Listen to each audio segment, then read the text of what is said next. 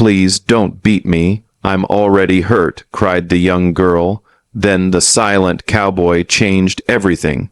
Rio Grande, New Mexico Territory, Autumn 1, 872. The moon hung low, its pale light stretching silver veins across the slow, winding current of the Rio Grande. The reeds rustled with the cold whisper of wind, and night sounds buzzed softly until they were cut by a cry that did not belong to nature. "Please do not beat me. I am already hurt." The voice cracked mid-sentence. Horse panicked. A girl stumbled onto the muddy riverbank, dragged by her wrist. She was no older than 20, her frame thin and trembling. Torn fabric clung to her shoulders, her bare feet smeared with blood and dirt. Her face, half shadowed beneath a mess of tangled hair, was streaked with bruises and silent tears. Abigail Harper gasped as she fought against the man, pulling her forward. "I said walk," he growled, raising his hand again. But before it could fall, click. The sound of a rifle cocking broke through the night like a crack of thunder. Both Abigail and her pursuer froze. Across the river, under a crooked cottonwood tree, stood a figure, tall, unmoving. Part of the shadows until that very moment. The starlight caught the metal of the rifle in his hands and the brim of a dark, weather-beaten hat that cast his face in shadow. But his voice did not follow. No warning, no name. The man holding Abigail squinted, trying to see through the dark. He hesitated. Then, as if the weight of that silent stare became too much, he dropped her wrist.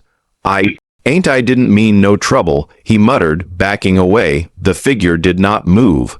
The man cursed under his breath and turned, disappearing into the brush like a rattlesnake chased from fire. Silence reclaimed the river. Abigail collapsed to her knees, coughing from the pain in her ribs. She turned toward the stranger, one arm shielding her face. Who are you?" He still said nothing. Then he stepped into the shallow water, boots splashing softly. When he reached her side, she flinched, but he knelt instead of looming. His eyes met hers, deep-set, unreadable, but not cruel. He reached down and without a word lifted her into his arms. Her body stiffened from pain, but she did not resist. For the first time in days, no hand struck her. No voice barked at her to move faster. His touch was careful. Not tender exactly, more like something practiced, precise, like he had done this before, maybe many times with people who bled more than she did. He carried her away from the river, his boots pressing soft tracks into the moist dirt. Beyond the tall grass and through the thin woods, a tiny cabin came into view. A single window glowing faintly with orange lamplight. Abigail drifted in and out of consciousness, every step sending lightning through her bruised side. But something about his steadiness, the smell of pine and leather on his coat, and the calm in his breathing began to ground her. When they reached the cabin door, he nudged it open with his boot. The room inside was sparse, wooden table, single bed, shelves lined with glass jars and dried herbs. A fire crackled low in the hearth. He laid her gently on the bed, then stepped away. She watched as he poured water into a basin, tore a strip from a clean cloth hanging nearby and brought them to her side. Only then his voice came, "You are safe now." It was low, rough, like a voice unused for too long. Abigail blinked at him, trying to sit up. "Why did you help me?" He didn't answer right away. He only dipped the cloth into the basin and pressed it against her temple. When he finally spoke again, his words were quiet but sure. "No one deserves to be hurt like that." Then he stood, turned, and stoked the fire. Abigail lay still, her limbs trembling but warm, the scent of cedar smoke curling through the room. She did not know his name. She did not know what tomorrow would bring. But for tonight, she was no longer alone on the riverbank. And someone, without needing to speak it aloud, had chosen to stand beside her. The cabin was still when Abigail opened her eyes. Dark wood beams crossed the low ceiling. A fire crackled in the stone hearth, its light flickering softly against the walls. The air smelled of smoke, pine resin, and something sharper. Herbs, maybe. Her body etched in layers, and every breath reminded her of the bruises across her ribs. Then she saw him. The man sat by her side, sleeves rolled up, hands working with quiet care. He was pressing a cloth to her arm, gently cleaning dried blood she had forgotten was there. His movements were practiced, efficient, never lingering. Beside him on the table lay strips of bandage, a mortar of crushed herbs, and a tin of salve. He looked up only when he noticed she was awake. "Where am I?" she whispered. "Safe," he replied. His voice was the same as before. Gravel, rough, low, and few in words. She studied his face in the firelight. He was older than she'd thought at first, maybe 30. Faint lines etched his brow. His jaw was shadowed with days-old stubble. The eyes, though gray, blue, steady, carried something that made her feel both seen and invisible at once. "Who are you?" she asked again. "Caleb." That was all he said. He dipped the cloth again and resumed cleaning. Abigail turned her face toward the wall, silent. The next day, she tried to sit up on her own. Caleb noticed from across the room, but did not rush to help. He watched. When she winced and fell back with a groan, he brought a cup of water and placed it beside her. By evening, she was able to stand. The days passed slowly. Mornings brought weak sun and the sound of birds by the river. Afternoons drifted by in quiet tasks, Caleb chopping wood, fishing near the bank, or tending something in the small garden out back. He spoke only when necessary, and even then only in short answers. Abigail, restless in the silence, began to speak.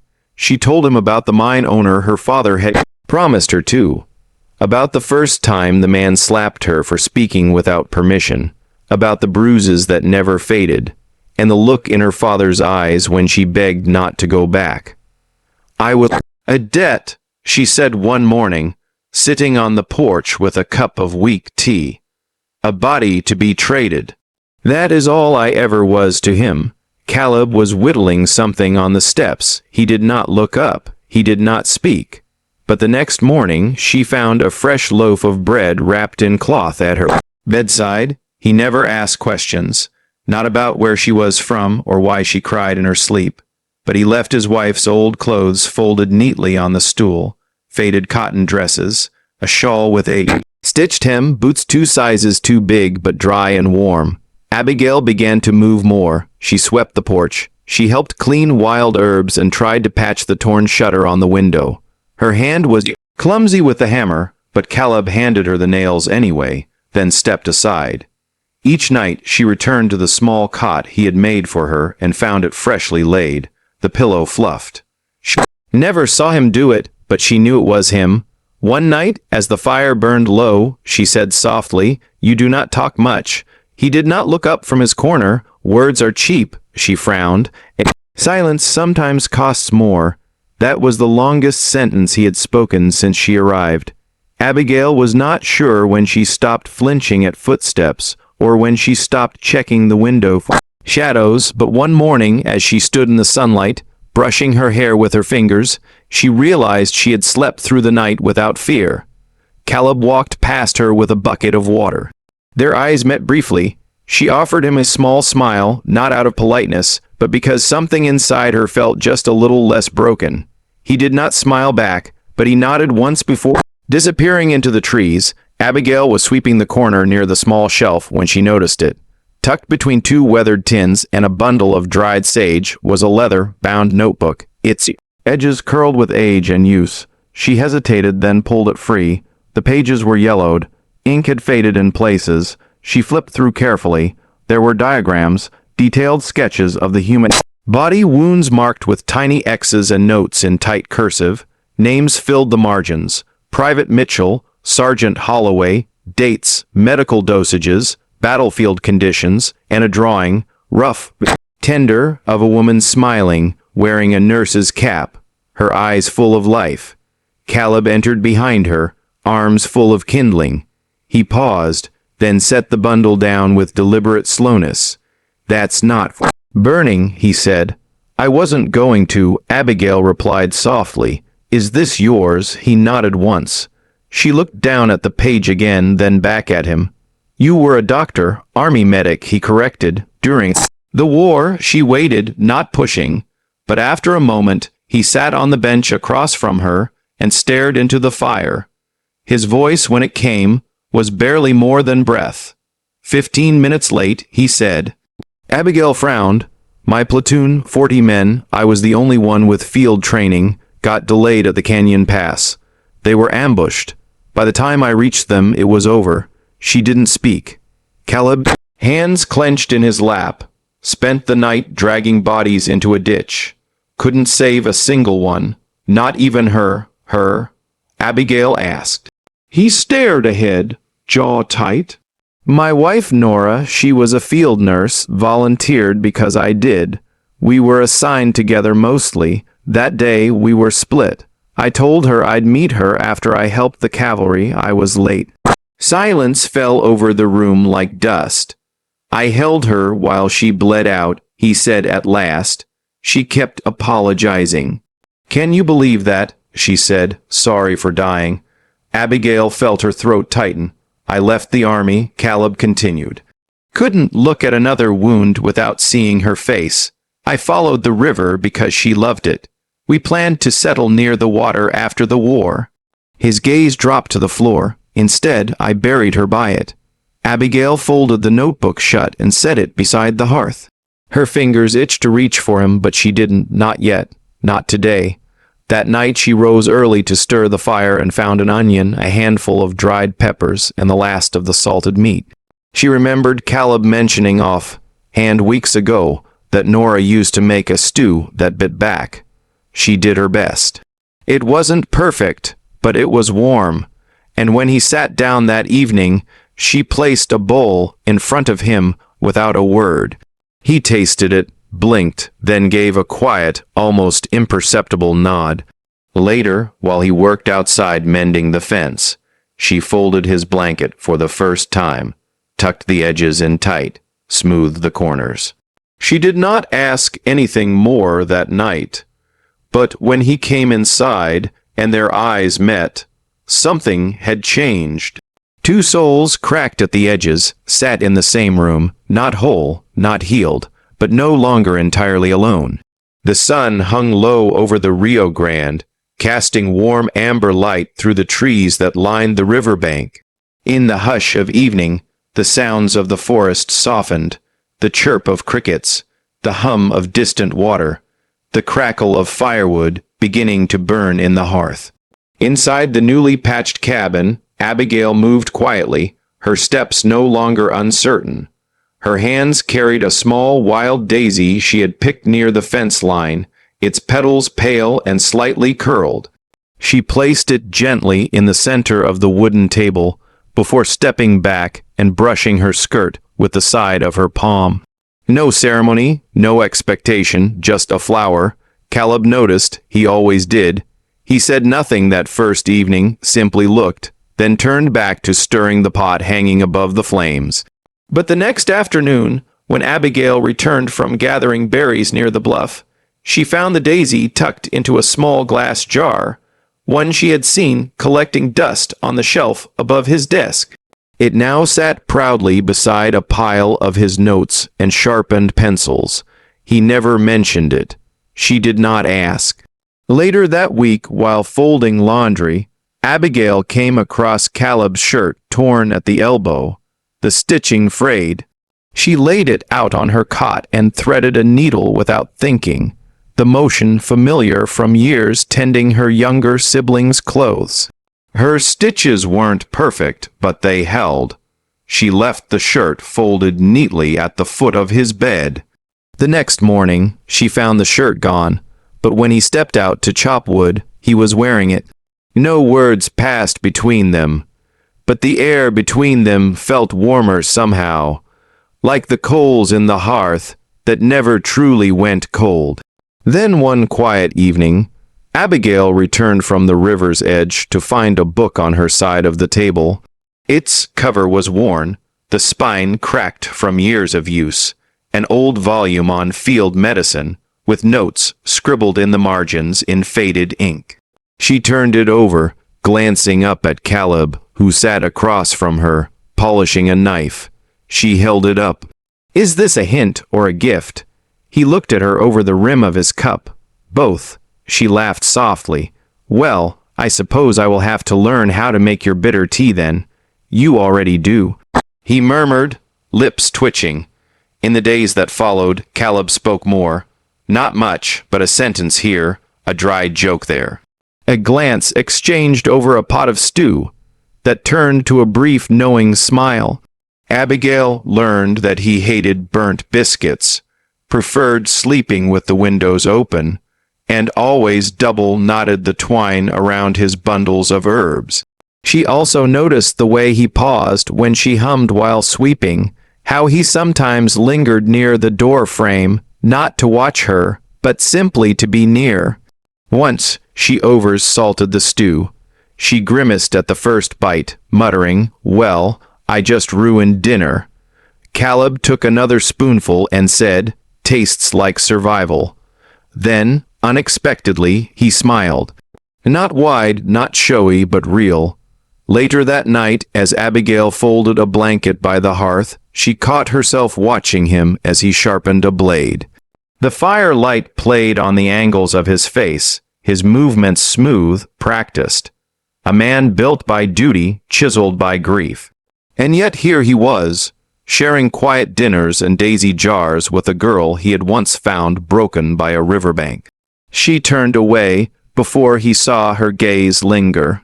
But he had noticed, just as she had noticed the extra log he threw on the fire when the night grew colder, or how he always stirred the soup counter, clockwise, just like her mother used to do. Somewhere between the silence and the stitching, the daisy and the book, the spaces between them had started to disappear. No grand confessions, no declarations, only the small, careful rhythm of two people learning to trust again. Outside, the fire crackled beneath the stars, and for the first time in a long time, Caleb left the cabin door open. The night was still, too. Still, crickets had fallen silent. The river's lapping softened beneath a shroud of unnatural calm. Abigail stirred on her cot, eyes fluttering open to a strange flicker outside the cabin's single window. At first, she thought it was moonlight. Then the smell hit her, sharp, acrid, choking smoke. She shot upright, coughing. Caleb, no answer. She flung open the door, and the world beyond glowed orange-red with the reflection of flames climbing into the sky. The side of the cabin had already caught fire, licked by tongues of flame born from torches hurled through the brush. Thick black smoke curled into the air, rolling low over the trees like a warning. From the shadows, voices shouting, jeering, echoed through the night. "They said she's hiding here. Burn the bastard's hut down. Let's see if she runs." Abigail froze, barefoot in the grass, paralyzed by the sound of snapping twigs and boots thudding closer. A hand grabbed her wrist. "Run, Caleb." His face was soot-streaked, jaw tight, eyes already scanning the tree-line. He had emerged from behind the shed, bow slung across his back, a knife in hand. "But the cabin, your things, I can build again." "I cannot build you." He didn't wait for her to argue. He yanked her into motion, and they ran between trees, over exposed roots, through the dense brush that clawed at their skin. Behind them, the fire raged louder, but worse than the fire were the footsteps. 5 men, maybe more. Abigail could hear them yelling behind, breaking through the underbrush. Her lungs burned. Branches whipped at her face. "Where are we going?" she gasped. "Through the creek," Caleb panted. "There's a cave. They won't find it in the dark." They splashed into the icy water, boots slipping on smooth stones. Abigail nearly fell, but Caleb kept hold of her arm. Always her arm. Like if he let go, she'd vanish. Gunfire cracked behind them. The water beside them erupted, bullets missing by inches. Abigail screamed, "Keep going." Caleb barked. A second shot rang out, and Caleb stumbled. His grip faltered just for a heartbeat. Caleb. He gritted his teeth, eyes wild with pain, but forced his legs forward. It's nothing. Keep moving. She saw the blood, saw the way it soaked the back of his shirt, a dark stain blooming like ink in water, but he never cried out. He never stopped. They reached the far bank. He pushed her up onto solid ground before following, breath ragged. We're close, he murmured, barely audible over the pounding in her ears. They climbed a narrow ridge, barely more than a goat trail, and squeezed into the narrow mouth of a rock formation hidden beneath an overhang. The world inside was pitch black, the only sound their panting, and the far-off roar of fire consuming the home they'd shared. Only when she lit a small lantern, its flame flickering to life, did she see him fully, shirt torn, skin slick with blood and river water, sweat beading his brow. He had pressed one hand against his back, fingers trembling. "Let me see," she said, voice shaking. He waved her off, just a graze. "Caleb," I said. He stopped, closed his eyes. When he spoke again, his voice was softer. "We're safe, that's enough." But it wasn't enough, not to her. He had bled for her, fled for her, risked everything. She pulled the bag of herbs and bandages from the pouch, slung over her shoulder, the one he'd packed hastily before the fire caught, and set to work. Caleb leaned against the cool rock wall, silent as she cleaned the wound. Not once did he flinch. The cave smelled of damp stone and iron. His breathing slowed as she worked, careful hands pressing cloth against the torn skin. Her fingers trembled, but her resolve did not. "They wanted to burn me out," she whispered. "They wanted to take me back." "They will not," he replied. "You could have let them. I never considered it." His eyes met hers, and there, in the dark, blood drying on his shirt, breath shallow from exhaustion.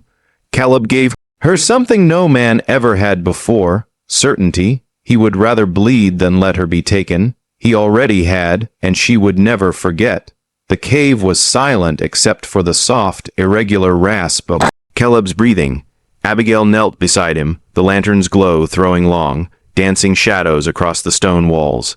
His face was pale, slick with sweat, and when she touched his forehead, her heart sank. He was burning up.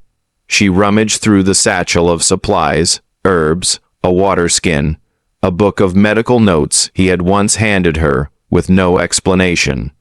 She had read it in the evenings, turning pages by firelight while he carved or cleaned tools.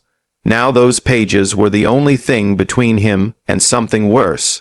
The wound on his back was deeper than she had thought. It had stopped bleeding, but infection had crept in. His skin was hot, flushed in angry blotches. "Caleb," she whispered, brushing damp hair from his forehead, "you have to stay with me, please." His lips moved. "Rachel," the name stopped her, not hers. Abigail's throat tightened. He called it again, a breathless plea. "Rachel, I'm sorry I couldn't get there in time." Abigail swallowed hard. She knew that name. He had said it once long ago, staring at the fire. His wife, the one he had lost, the reason he had vanished to the edge of the world. She held his hand. "I'm not her," she whispered. "I know that. I don't want to replace her." Her voice trembled. Her hands did too, but she didn't let go. "I just want to stay, Caleb, if you'll let me." He drifted again, falling into fevered sleep, and she stood with a new sense of purpose. She stepped outside the cave, careful not to wake him, and began searching for what she had seen in the book.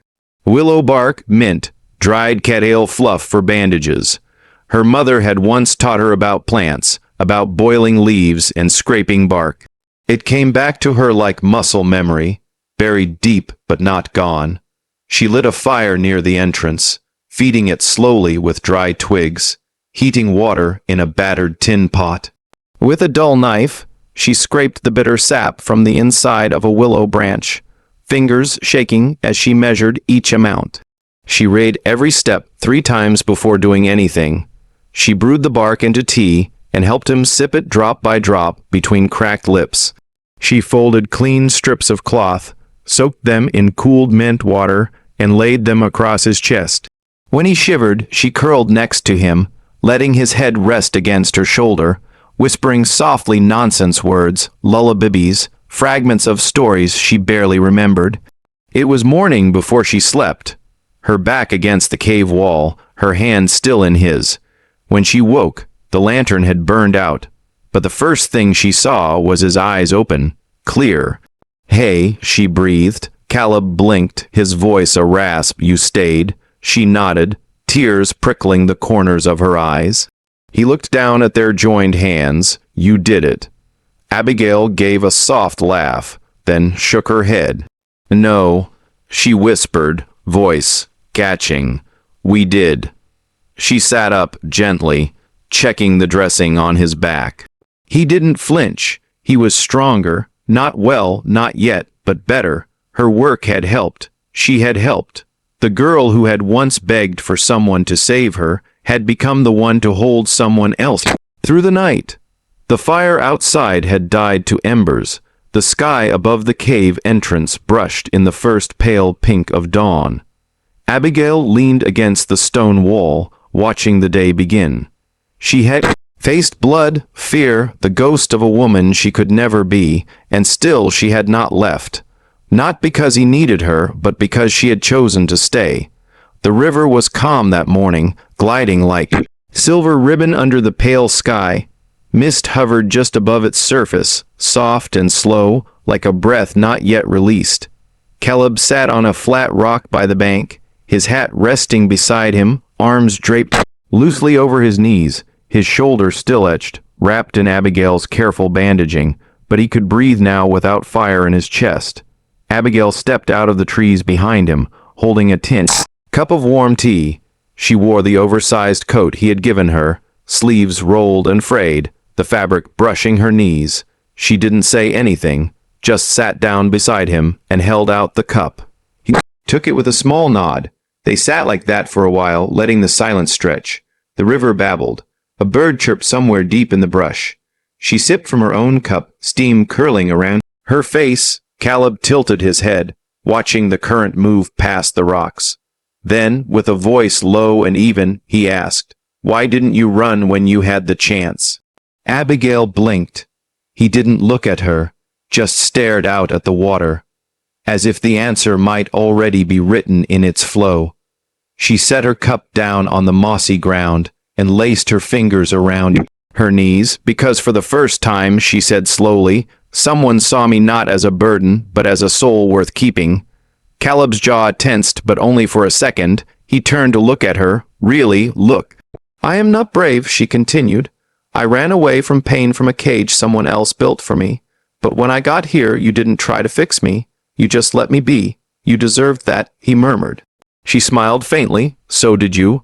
A breeze passed, lifting her hair gently. She turned toward him, not expecting anything, not asking, just existing beside him like the river did, quiet and strong. He reached for her hand slowly, like it was something sacred.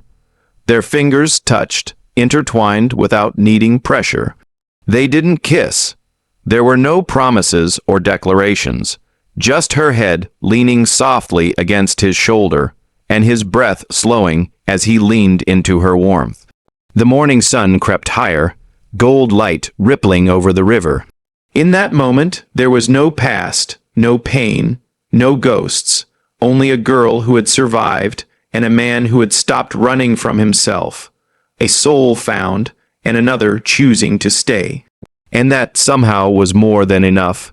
The clearing by the river was no longer scorched earth and ashes.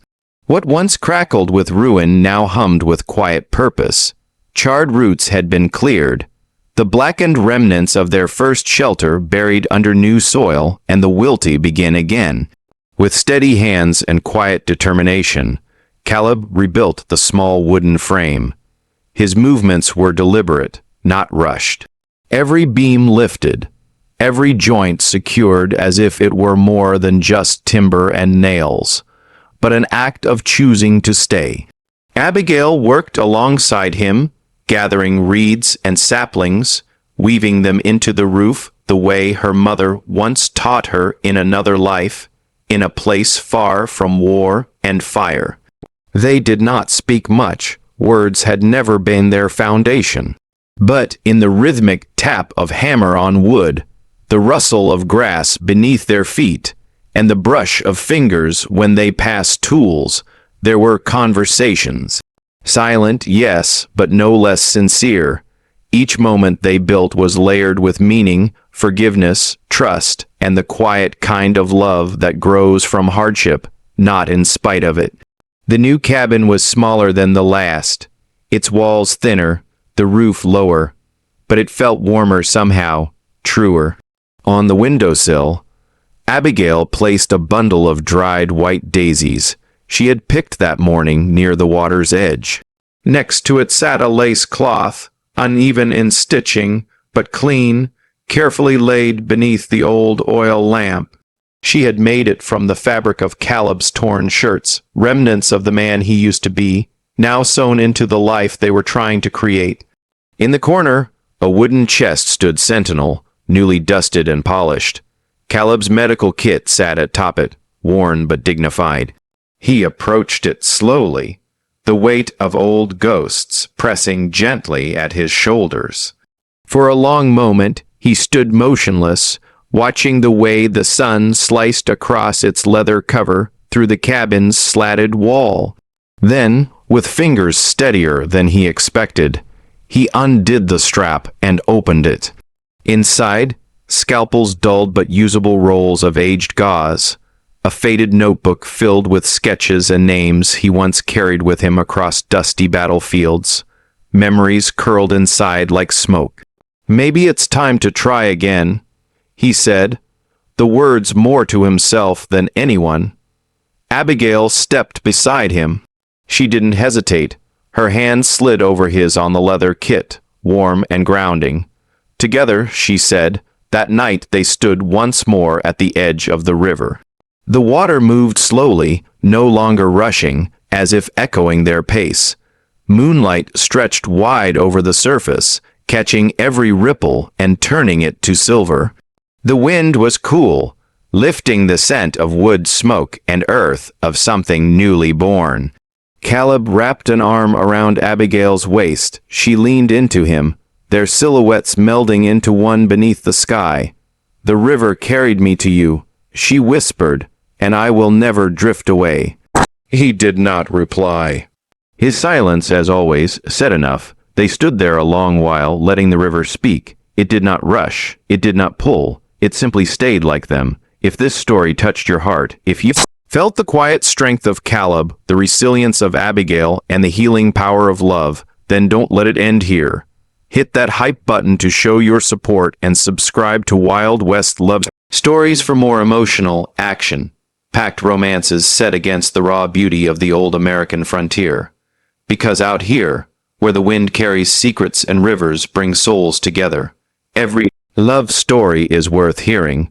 We'll see you on the next ride.